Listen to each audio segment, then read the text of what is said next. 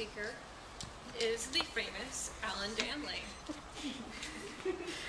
He's giving the second speech from the Competent Communicator Manual. The title of his speech is Goal Setting.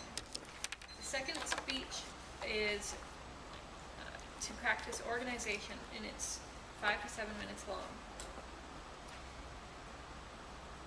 He will be presenting his speech in an organized way and giving listeners a historical perspective on the art of goal setting, as well as his current system, which he uses for himself. Please welcome with me, Alan Danley. Thank you, Madam Toastmaster. Thank you, honored guests and fellow Toastmasters.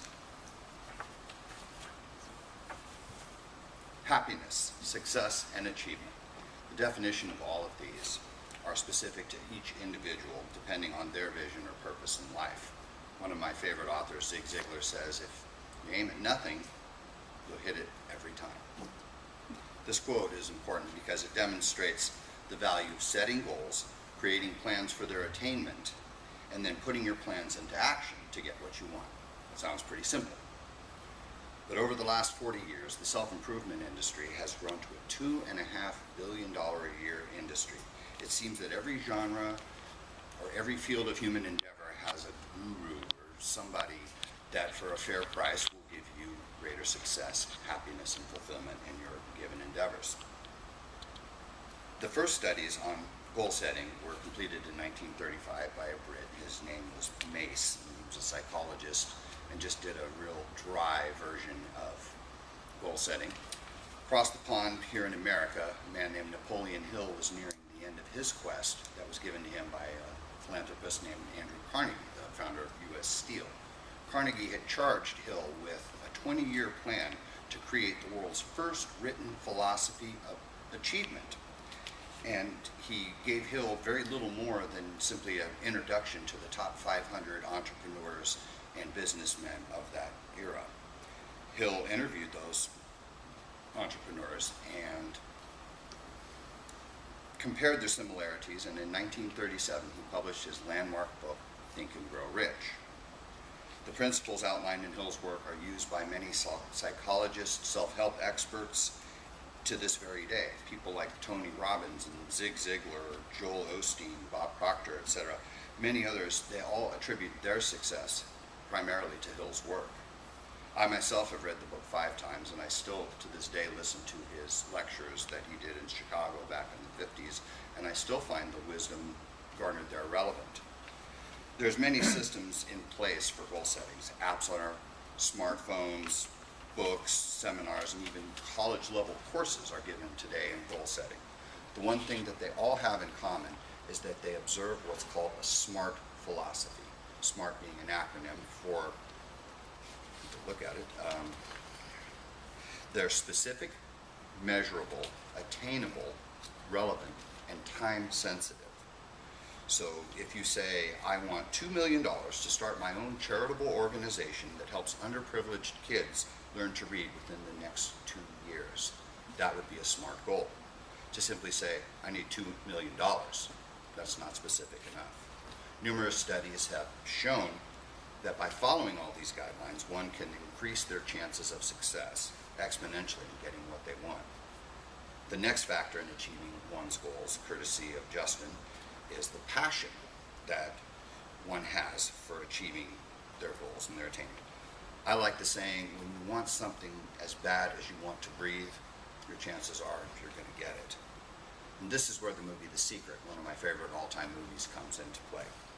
Some people believe that the law of attraction is the secret that Napoleon Hill was talking about in his book, Think and Grow Rich. By using creative visualization, exercises that are coupled with affirmations and positive emotional reinforcement, one can literally manifest their dreams or desires, drawing on the creative powers in the universe. Last but not least is the principle of faith.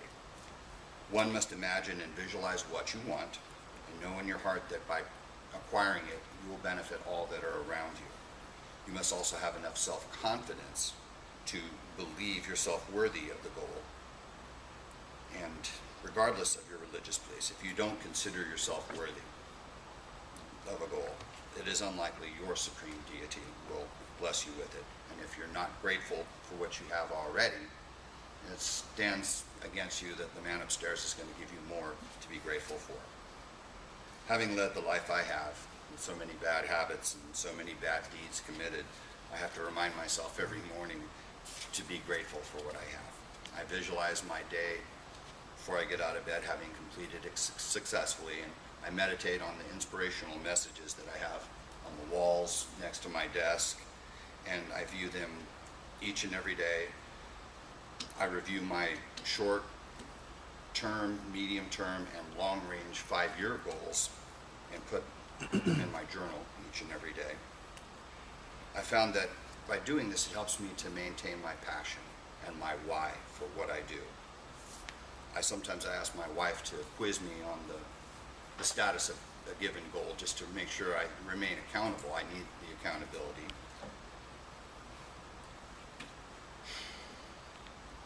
I come from a long line of good but very uninspired people. Our belief system and Christian values have pretty much guided me and the rest of my family for my entire life and many generations. I believe as human beings we owe it to our kids and to ourselves to find our purpose in life and to establish a vision for our family's future and for our nation and communities.